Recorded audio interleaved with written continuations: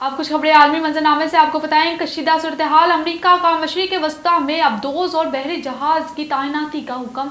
मशरिक़ी वस्ता में कशीदा सूरत हाल के पेश नज़र अमरीकी वज़ीर दिफ़ा ने मशरिक़ी वस्ता में मिसाइल बरदार अबदोज़ और अब्राहम लिंकन त्यारा बरदार जंगी बहरी जहाज़ तैनात करने का हुक्म दे दिया। मीडिया रिपोर्ट्स के मुताबिक पेंटागन के USS मुताबिक तैनात की जाने वाली अबदोज़ एटमी अबदोज़ है गॉर्जिया। ये इक़दाम ऐसे वक्त में सामने आया है जब अमेरिका और दीगर इत्तेहादी इसराइल और हमास पर जंग बंदी के लिए दबाव डाल रहे हैं। जो बाइडेन ने ट्रंप को अमरीकी सलामती के लिए हकीकी खतरा करार दे दिया।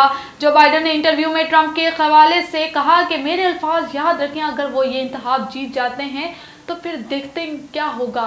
उन्होंने कहा यह खतरनाक है, वो अमरीकी सलामती के लिए एक हकीकी खतरा है। हम दुनिया की तारीख के एक अहम मोड़ पर है, हमारे लिए जमहूरियत बुनियादी हैसियत रखती है।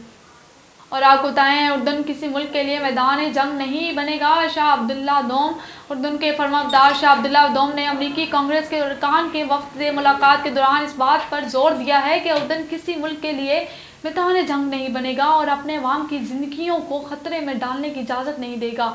उर्दन के शाही दरबार की तरफ जारी एक बयान में कहा गया कि मुमलिकत के फरमाबरदार ने इस कशीदगी को कम करने के लिए ज़्यादा से ज़्यादा कोशिशें करने की ज़रूरियात पर जोर दिया है। उन्होंने कहा कि खत्ते को जंग में धकेलने के अमन के लिए कोशिशें तेज़ करता हूँ। गजा में जंग जारी रहने तक ये खित्ता इस जंग के फैलाव का शिकार रहेगा, जिससे इसके इस्तेहकाम को खतरा है।